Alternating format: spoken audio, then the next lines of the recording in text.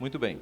Ontem à noite falamos sobre os atalhos à santificação e vimos que o melhor caminho é o da obediência, de buscar forças em Cristo e nunca confiando nas nossas próprias forças, sempre correndo para Cristo, porque Ele é o nosso socorro, Ele é a nossa salvação. O tema do estudo de hoje é o que precisa ser abandonado. E é um estudo, meus irmãos, que eu já dei na igreja, então muitos de vocês vão reconhecer. Mas é impossível a gente falar sobre santificação e sobre pecados sendo abandonados sem falar sobre ídolos do coração, tá? Então é o estudo que muitos de vocês já tiveram na igreja sobre a idolatria do coração. Vamos abrir então em Gênesis capítulo 29, Gênesis 29,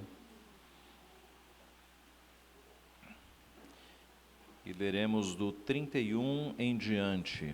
Gênesis 29.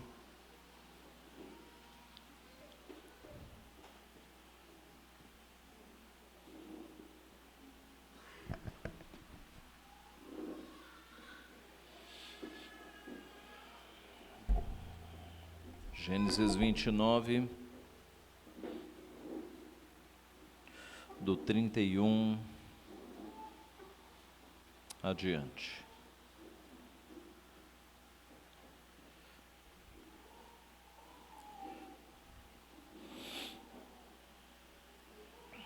Gênesis 29, a partir do 31.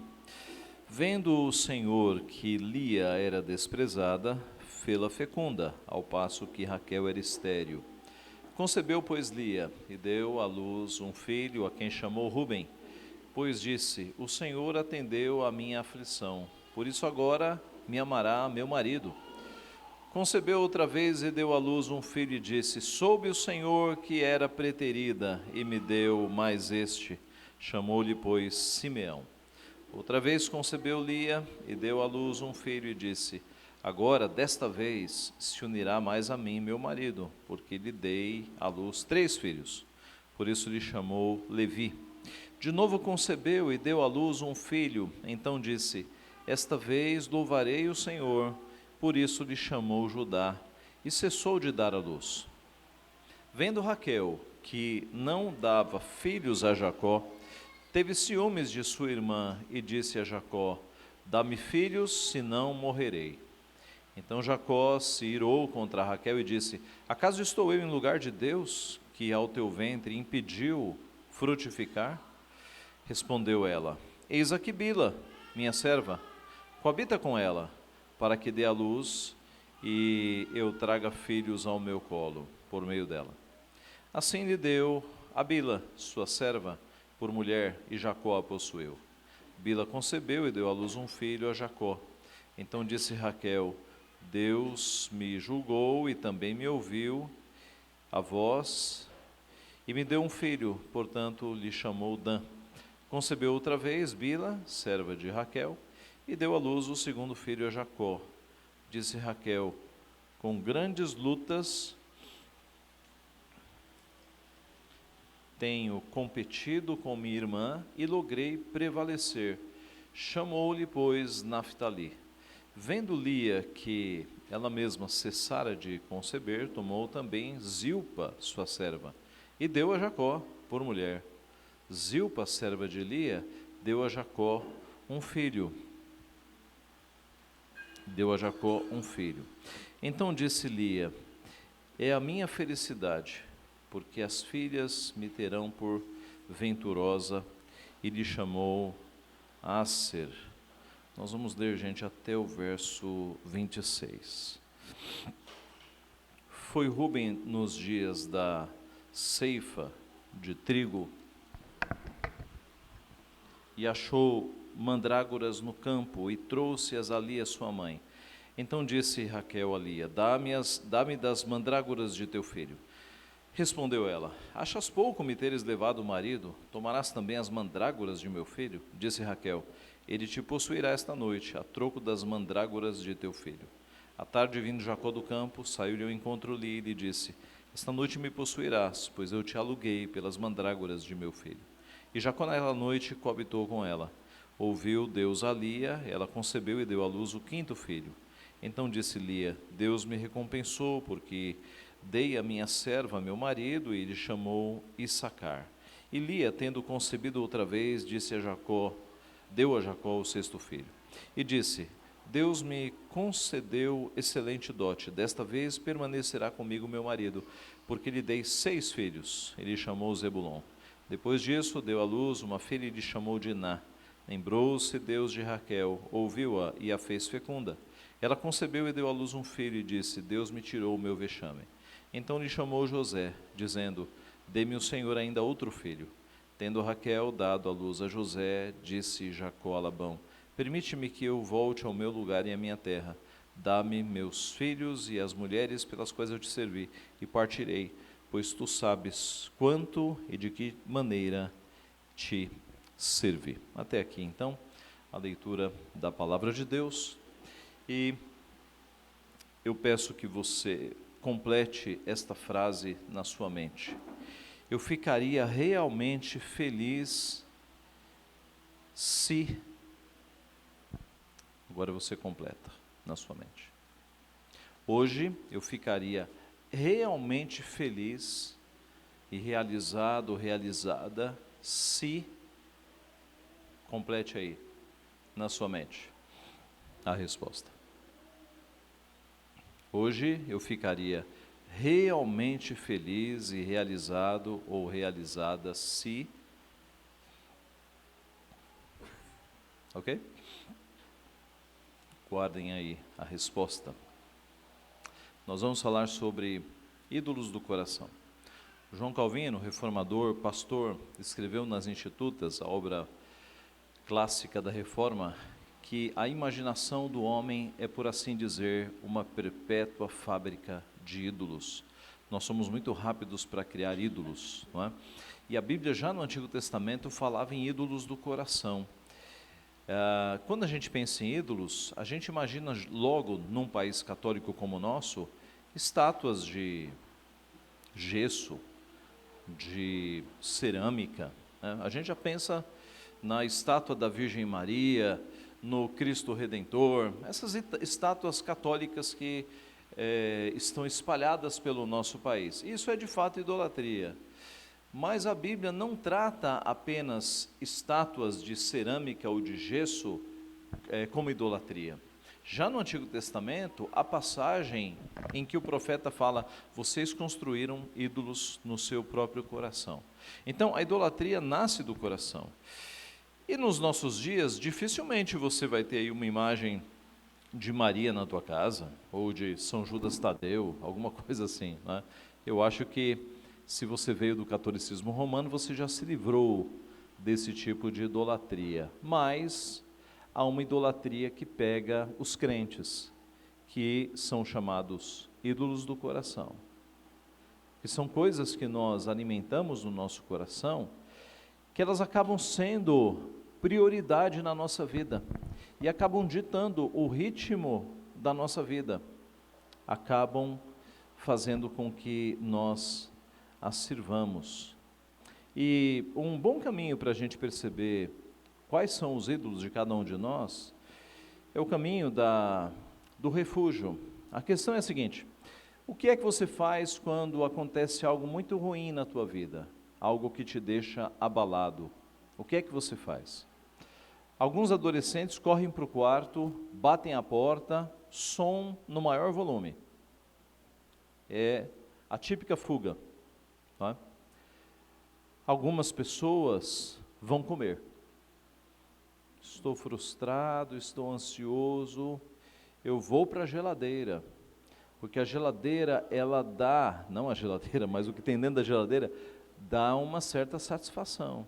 Eu vou comer chocolate, eu vou comer sorvete. Aliás, a cena clássica da menina que desmanchou o relacionamento com um pote de sorvete, né? Maratonando o sorvete ali no pote. Todas essas coisas são fugas, são refúgios.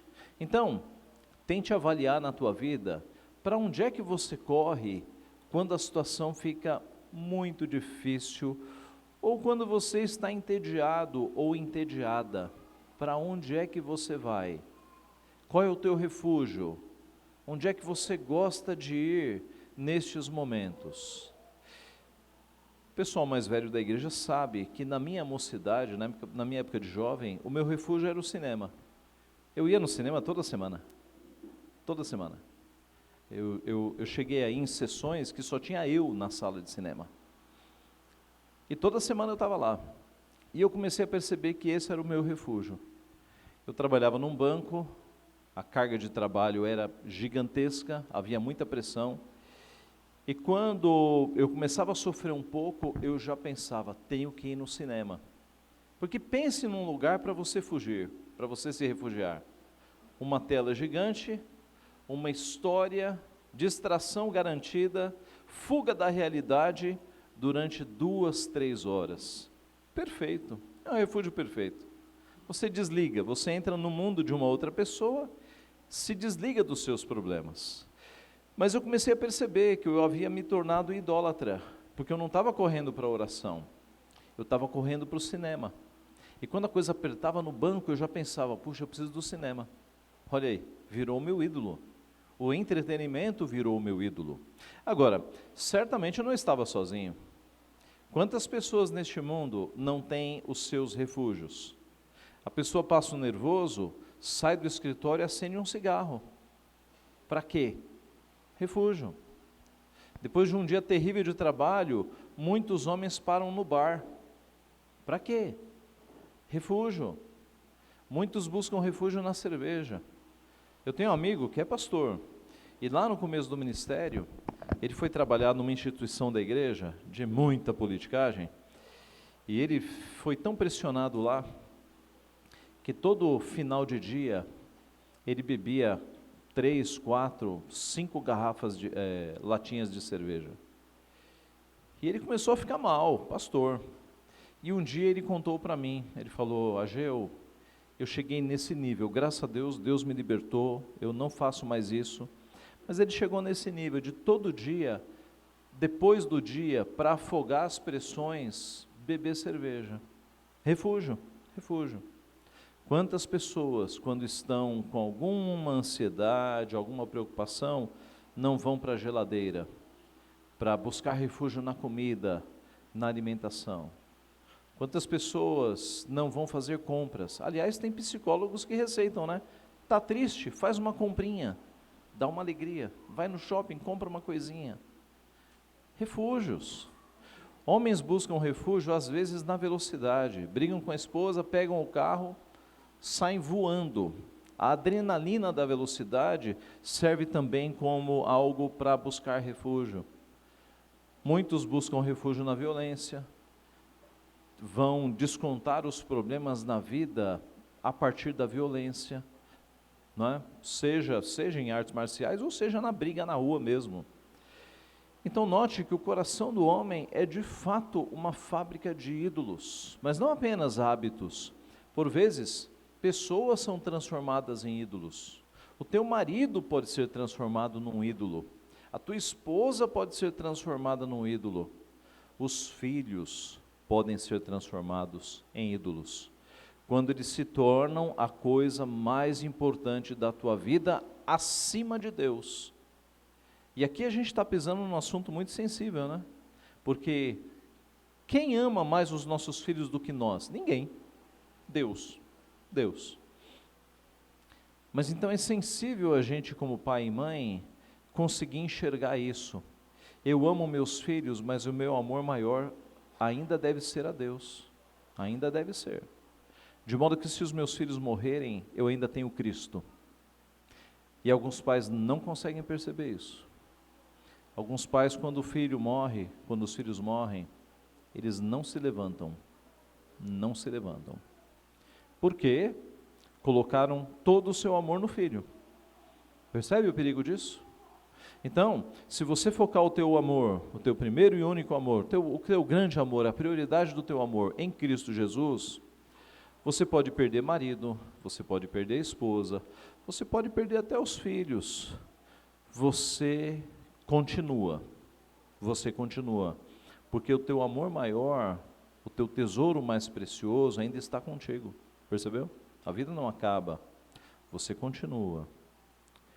Estamos falando sobre ídolos do coração.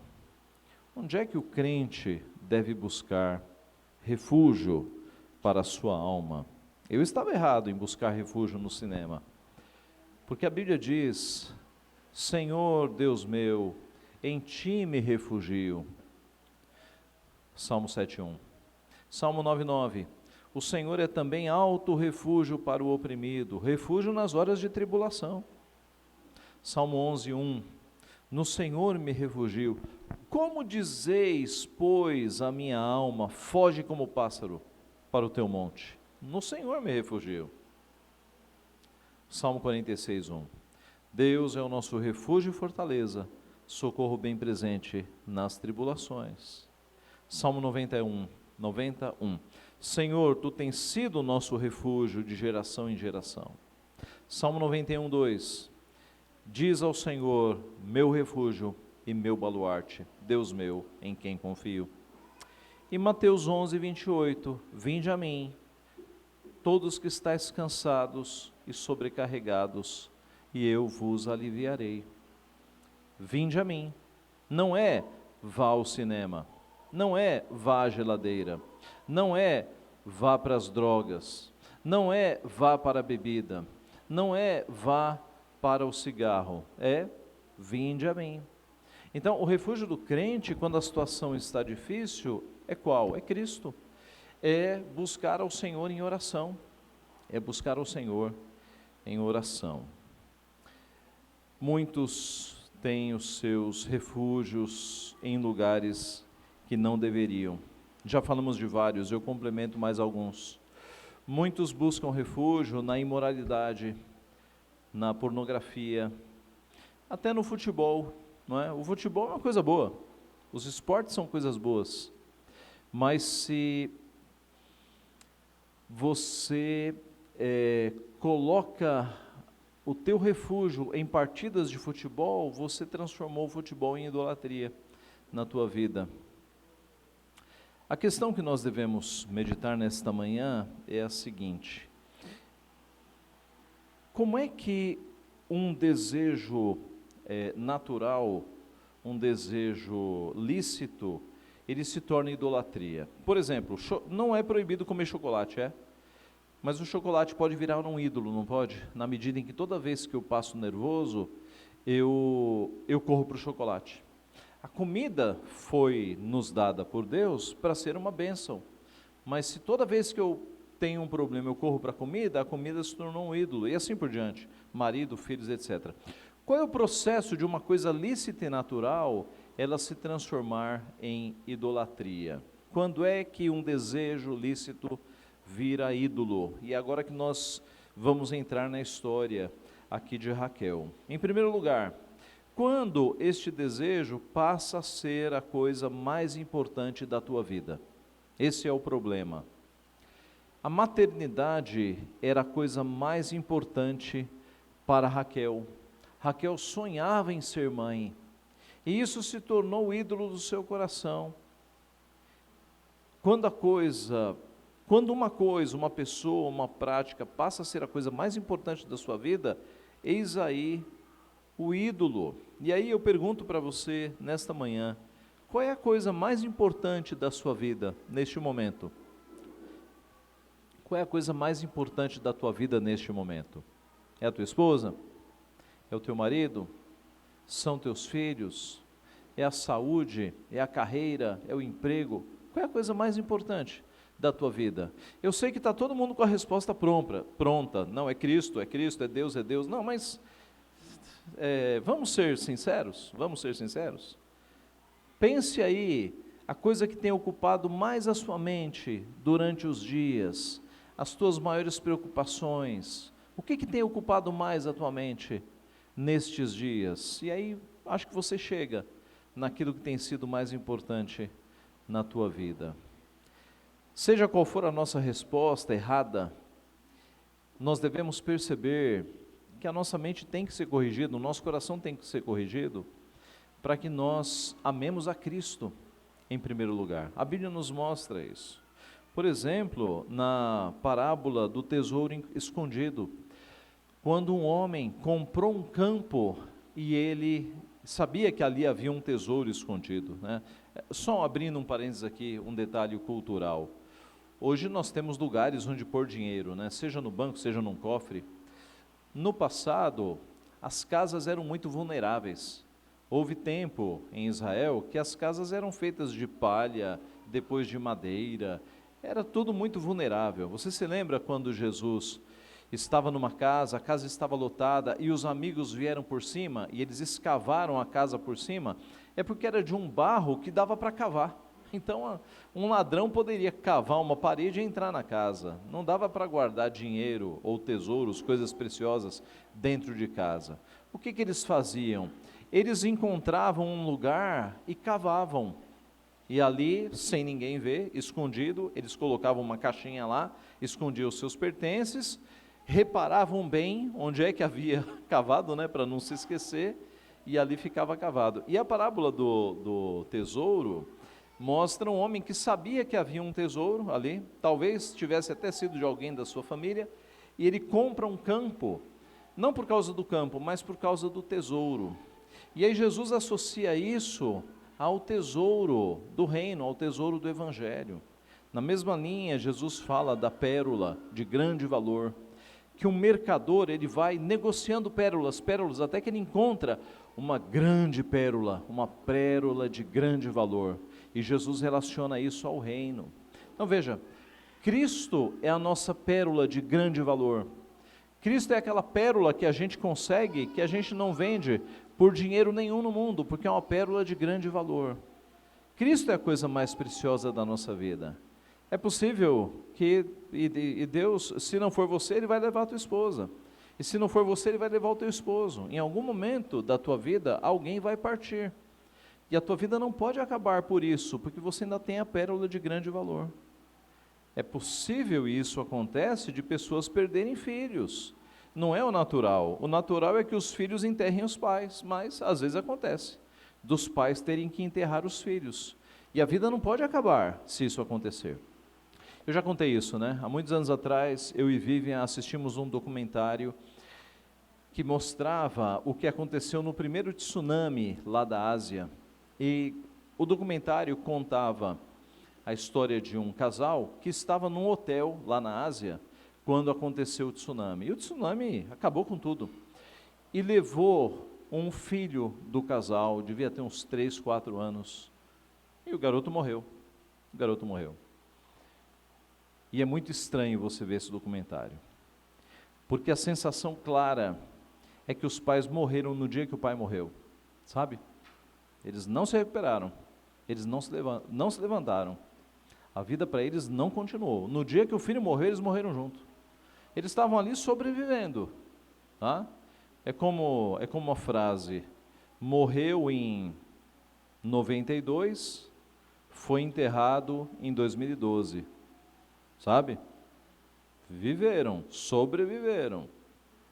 Porque, então, esse é um exemplo clássico. Se você coloca todo o teu amor nos teus filhos, o que vai acontecer com você se Deus levar um deles? Eu acho que a maioria da igreja tem lido os livros, o livro do mês, né, os livros dos missionários. E esse é um benefício de ler aqueles livros, viu? Porque você percebe como a tua vida é feliz e tranquila. Porque o que esses missionários perderam de filhos, um atrás do outro, perde um filho em terra, chora, sofrimento, luto, engravida de novo. Aí você fala, puxa, finalmente. Aí, com 3 meses, pegou uma doença, morreu de novo. Assim, uma constante. E não é que o livro é triste, o livro mostra que o nosso reino não está nessa terra, nós somos peregrinos aqui, nós somos estagiários. Em todas essas provações, Deus está conosco.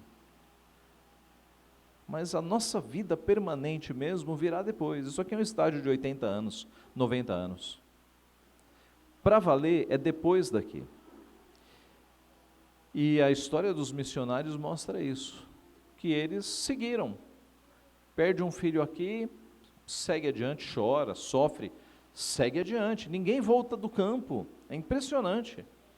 Eles perdem os filhos e nem cogitam voltar, sair da missão. Eles continuam lá, porque eles sabem que há vidas ali. Eles sabem que os filhos morreram e foram para o céu, se salvaram. Mas eles sabem que ali há muitas vidas, inclusive de crianças, que precisam do Evangelho para se salvarem eternamente. Então eles ficam e evangelizam. E a maioria dos livros que a gente tem lido são missionários que não voltam nunca mais. Eles morrem na terra, eles ficam até a idade avançada na missão, pregando o Evangelho, e Deus dá os frutos, muitas conversões. Então, o que é o mais precioso para você? O pastor Joel Bick conta, numa das palestras, que certa vez, ele conta de um puritano, um pastor puritano, né? Sempre que eu falar puritano, gente, são pastores que viveram um pouco depois da Reforma Protestante, até o período em que foi escrita a Confissão de Fé de Westminster, que é o documento que nós temos na igreja, tá? Puritanos foram homens e mulheres que eles tinham um discurso de insistir em uma vida mais pura, uma vida mais santa, em um culto mais puro. De tanto que eles falavam nisso, eles foram apelidados de os puritanos. Os crentes que só falam de pureza de culto, pureza de vida, os puritanos. Eu diria que foi uma época áurea na história, quando homens e mulheres buscaram santificação e consagração que nós raramente vemos hoje, tá? E naquela época, muita gente, assim, buscando o Senhor. Mas então Joel Bick conta de um puritano que chamou um homem da igreja e falou assim: olha, eu acho que você está amando demais a sua esposa. E aí o homem falou: mas eu não devo amar minha esposa? Sim, você deve. Mas cuidado, você está idolatrando a tua esposa. Cuidado, guarda o teu coração. Tá? E por mais que isso para nós possa parecer estranho, não é? A Bíblia diz que a gente tem que amar mais a Deus. Se passar do ponto, vira idolatria. E se virar idolatria, significa que o objetivo e o sentido da tua vida está em outra pessoa e não está em Deus. Aí está tudo errado. Então, quando é que um sentimento, um desejo lícito se torna idolatria? Quando ele passa a ser a coisa mais importante da sua vida. Alguns exemplos aqui. Primeiro, para homens. Na vida de muitos homens, o trabalho é a coisa mais importante da vida, tá? O trabalho. E veja, é bem fácil isso acontecer, porque a gente trabalha muito, né? Eu trabalho desde os 13, a maioria de vocês começou a trabalhar na adolescência. Então a gente trabalha a vida inteira. Mas é um perigo quando o trabalho, que é uma coisa boa, se torna ídolo. E sabe o que acontece? Muitos homens, quando se aposentam, entram em depressão. Já viram isso? Já viram isso? Homem não tem depressão. Dificilmente você encontra um homem com depressão. A maioria da depressão masculina acontece com idade, depois que o homem se aposenta. Porque ele passou a vida inteira cumprindo horário, trabalhando, aí de repente ele está no sofá, na frente da televisão: o que eu vou fazer agora?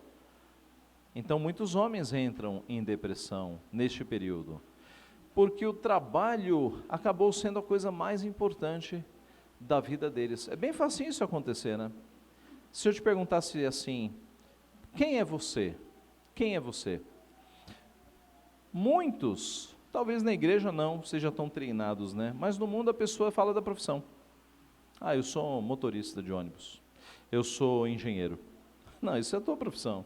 Isso não é você. Quando você nasceu, você não era engenheiro. Quando você for morrer, você não vai ser engenheiro. Então, mas veja como é fácil você confundir a sua identidade com a tua profissão. Então, uma boa resposta para quando te perguntarem o que é você, há muitas variações, mas algumas boas. Eu sou um servo de Cristo. Eu sou um discípulo de Cristo. Isso eu sou. A minha identidade, a minha essência é essa. Eu sou um discípulo de Cristo. Isso me define. E eu trabalho com vendas, mas eu sou um discípulo de Cristo. Eu sou uma serva de Cristo, não é, Dai, que você falou lá? Quer dizer, essa é a minha definição. E eu estou aqui dando um treinamento. Mas o que eu sou? Qual é a minha identidade? Eu sou um filho de Deus. Eu sou um servo, uma serva de Cristo. Essa é a identidade. Profissão vem depois. Mas voltando, é muito comum homens caírem em depressão quando se aposentam, porque o sentido da vida estava no trabalho. Agora, se você cuidar bem desse assunto, a aposentadoria vai ser uma bênção, e eu já vi isso acontecer na igreja. Homens dizendo assim: pastor, graças a Deus agora eu tenho mais tempo para trabalhar para Cristo. Eu não tenho que cumprir 8 horas lá na fábrica, agora eu estou aqui à disposição, eu quero trabalhar para Cristo. Ó que bênção, ó que virada de mente, né? O trabalho não o define, Cristo o define. Agora a pessoa tem tempo para Cristo. Vamos falar com as mulheres. A beleza física é, na cabeça de muitas mulheres, a coisa mais importante, tá? A beleza física. E aí o que acontece quando a idade chega e a beleza física começa a ir embora? Muitas mulheres se angustiam, né? E aí a indústria de plásticas, de cosméticos, etc., etc., é uma indústria altamente lucrativa, não é? Por quê? Porque pega essa tendência da mulher. Veja, são vários fatores, né? Primeiro que é um padrão na sociedade de que a mulher tem que ser muito bonita fisicamente. Então há um padrão, há uma ditadura da beleza sobre as mulheres. Esse mundo não valoriza beleza interior, valoriza a beleza física. Há um padrão, há uma ditadura da beleza, e isso movimenta a indústria das plásticas, da estética, etc., etc., etc. E quando uma mulher, ela se olha no espelho e não gosta mais do que vê do ponto de vista de estética, muitas mulheres caem em depressão e aí saem correndo para algum tipo de tratamento. Vamos tentar dar um jeito de alguma forma. Por quê? Porque para muitas mulheres, se elas não tiverem beleza física, acabou o sentido da existência para elas. Virou um ídolo, virou um ídolo. E a Bíblia tem vários versículos mostrando, por exemplo, o texto da mulher virtuosa: enganosa é a graça e vã a formosura, mas a mulher que teme ao Senhor, esta será louvada. Enganosa é a graça, vã a formosura. Por quê? Porque na mocidade as mulheres são bonitas, mas vão envelhecendo, envelhecendo, envelhecendo, e enganosa é a graça, vã a formosura. Vã no sentido de vaidade, passa como uma névoa, passa como uma névoa. Mas a Bíblia fala de uma outra beleza, a beleza que fica, que é a beleza interior. Deixa-me colocar de outras palavras. Certamente você já conheceu uma pessoa bonita fisicamente, mas que quando abria a boca não tinha conteúdo nenhum, vazia. Então, do que adianta esse tipo de beleza? É a beleza cultuada pela sociedade. A gente costuma brincar o seguinte: você anda numa cidade como São Paulo, às 5 horas da manhã, você encontra academias cheias e igrejas vazias. Academias cheias, igrejas vazias. Isso mostra muito bem qual é a busca da nossa sociedade, né? É apenas pelo exterior, pelo físico. Quantas pessoas às 5 horas da manhã estão lendo a Bíblia e orando? Quantas pessoas às 5 horas da manhã estão numa academia? Tá? Eu sei, tem academia lá no bairro, de manhã está cheia.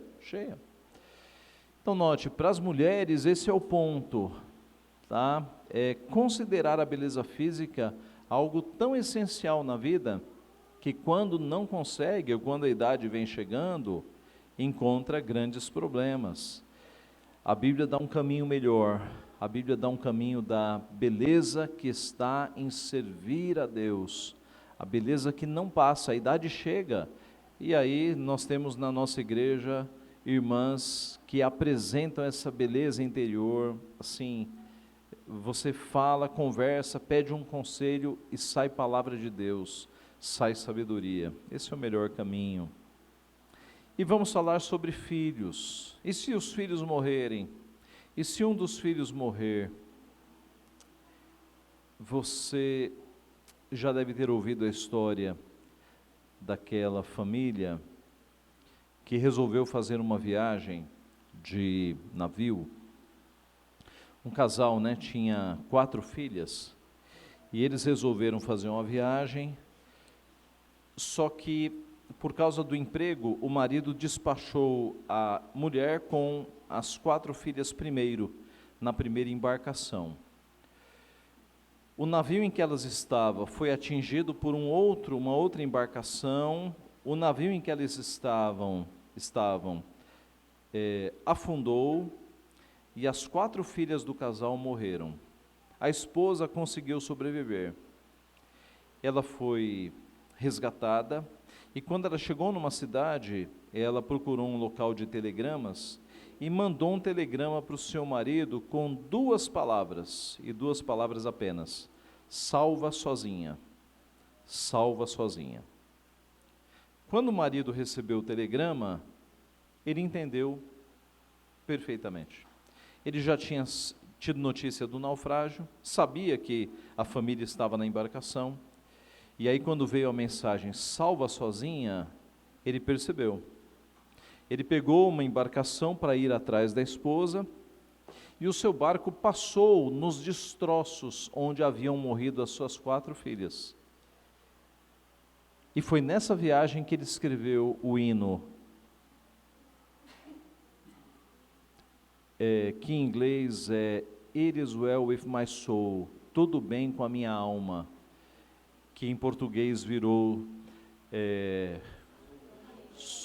desculpem, eu só falo inglês, é por isso que eu estou com dificuldade eu tenho que ficar pensando em português, desculpa, mas sou feliz com Jesus, meu Senhor. Sou feliz com Jesus, meu Senhor. Então veja, o homem num sofrimento de ter perdido as 4 filhas, ele consegue confiança em Cristo para escrever essa declaração de fé: tudo bem com a minha alma, Senhor, tudo bem com a minha alma. O que para nós é sou feliz com Jesus, meu Senhor. Irmãos, é disso que nós estamos falando. Se nós perdemos coisas valiosas na nossa vida, a gente tem que se lembrar da pérola de grande valor, entendeu? Cristo ainda é suficiente para essas coisas. Cristo ainda é o nosso tesouro. Cristo é o nosso tesouro. As coisas passam, mas Cristo permanece. E passam, gente, e serão recuperadas, né? Porque os filhos que nós perdemos, eles estão com Cristo, e um dia nós os veremos de novo. É interessante que na história de Jó, você tem aquelas perdas todas no começo, né? Ele perde todos os bens, primeiro, toda a sua riqueza, tudo levado por alguma catástrofe, e aí ele perde todos os filhos. Ele perde todos os filhos. Aí no final do livro, tem os números mostrando que ele recebeu o dobro de tudo que ele tinha perdido. Mas ele não recebeu o dobro dos filhos. Ele recebeu outros filhos. Por que ele não recebeu o dobro dos filhos? Porque os filhos ele não perdeu. Os filhos estavam com Deus, entendeu? Filho a gente não perde. Eles vão para Cristo. Eles estão lá nos esperando, entendeu? Eles estão nos esperando. Então Jó não recebeu o dobro de filhos, ele recebeu mais filhos, mas os primeiros estão lá com Deus. Então, por mais dolorido que seja a perda de um filho, e eu imagino que seja muito difícil, é possível levantar a cabeça, pensando na pérola de grande valor, no nosso maior tesouro, no nosso amor, que é Jesus Cristo. E daqui a pouco estaremos todos juntos de novo. Então, esse é o primeiro ponto. Quando é que um simples desejo se torna ídolo? Quando um desejo se torna a coisa mais importante da minha vida. Cuidado, avalie a tua vida para ver se você não está colocando coisas ou pessoas como as coisas mais importantes da tua vida, porque você pode ter eleito um ídolo. Em segundo lugar, quando é que um desejo se torna a coisa mais... Quando é que um desejo se torna ídolo? Em segundo lugar, quando este desejo faz com que você peque. Quando o desejo faz com que você peque para obter o que quer. O que Raquel fez? Bom, primeira coisa, né? Para Raquel, o ídolo do seu coração era a maternidade. Ela disse para o seu marido: dá-me filhos, senão morrerei. Olha aí, essa frase resume tudo.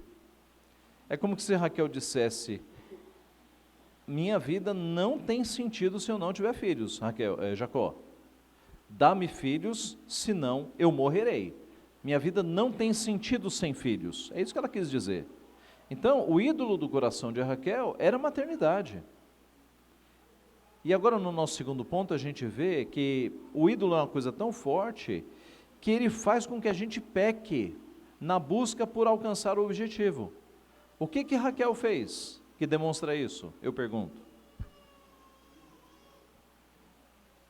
Ela ofereceu a serva Bila para dar filhos no seu lugar.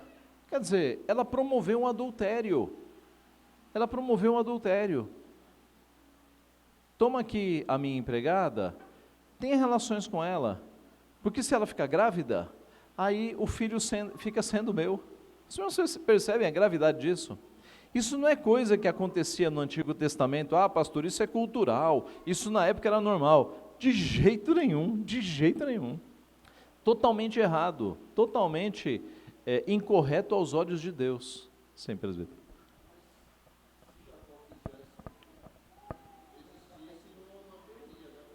Exatamente. Não, Jacó também pecou.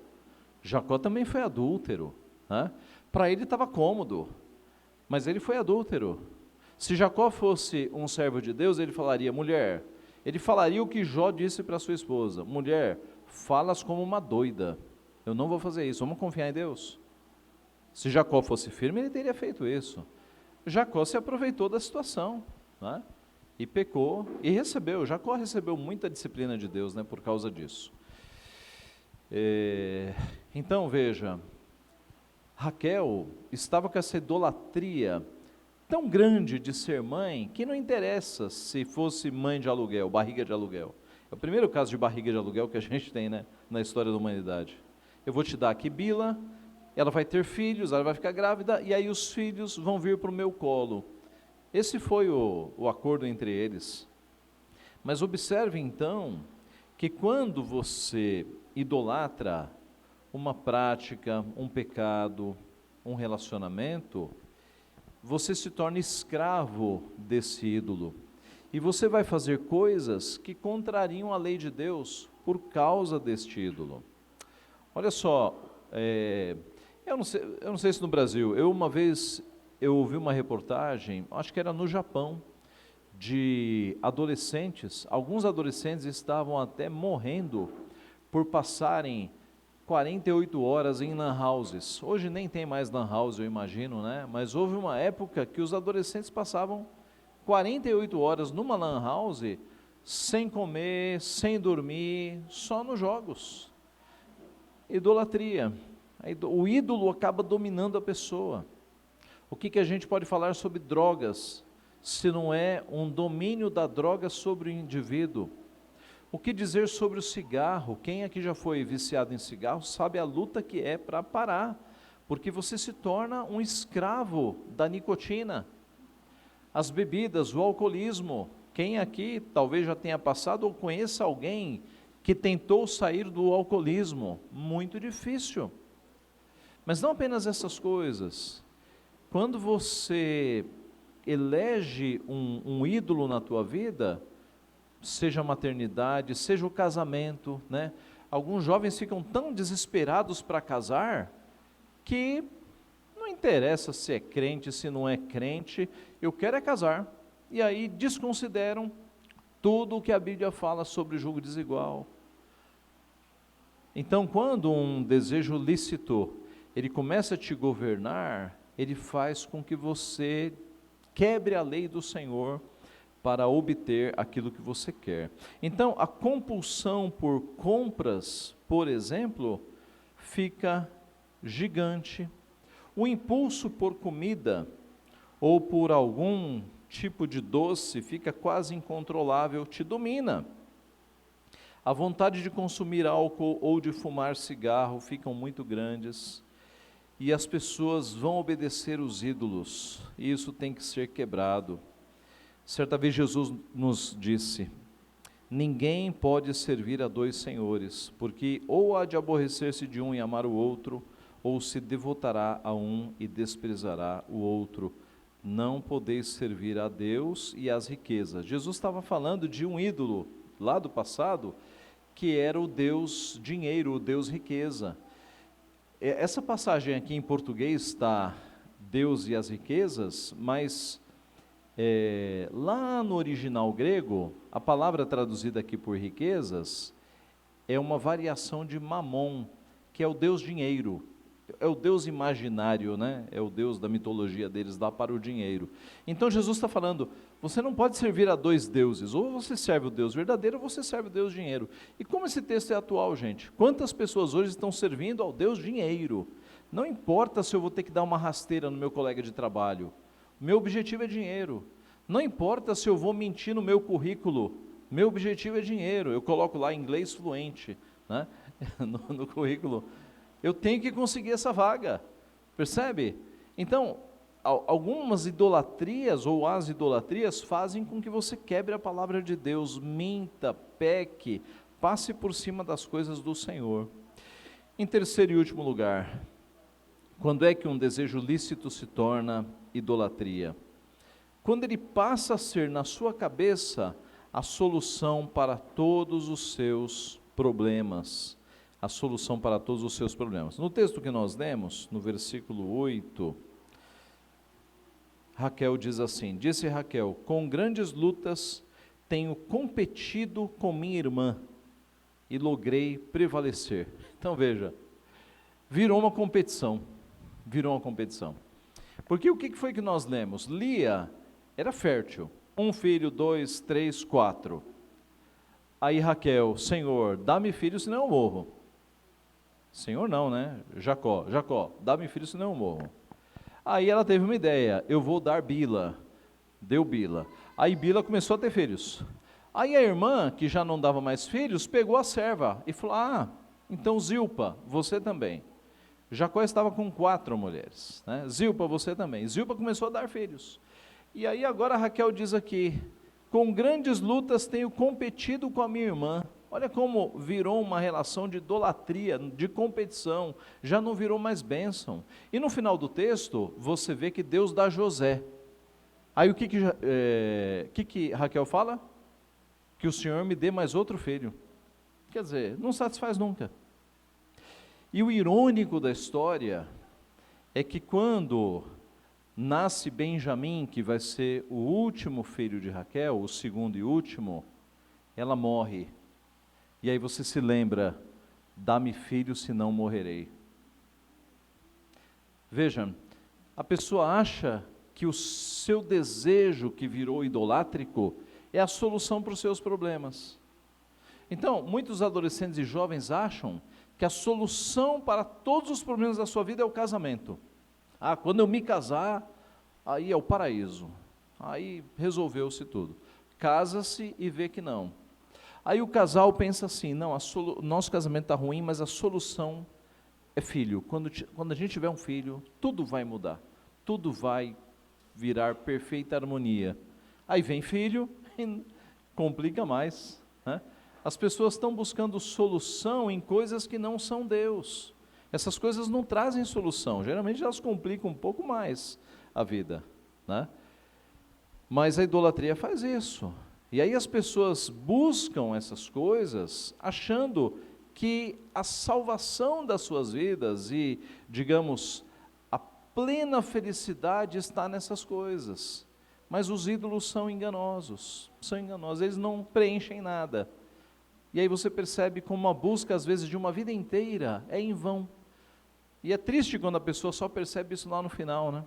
Se ela tivesse procurado a pérola de grande valor, ela já estaria satisfeita faz tempo, com filho, sem filho, eu tenho a Cristo. Se Cristo resolveu não nos dar filhos, Ele sabe todas as coisas. Se Cristo levou o nosso filho, Ele o deu, Ele tomou, louvado seja o nome do Senhor, entendeu? É outro tipo de visão na vida, é outro tipo de visão. Eu concluo então, voltando à primeira pergunta, eu ficarei realmente feliz se, como é que você completou? essa pergunta. Como é que você completou? Se você completou a frase com um relacionamento,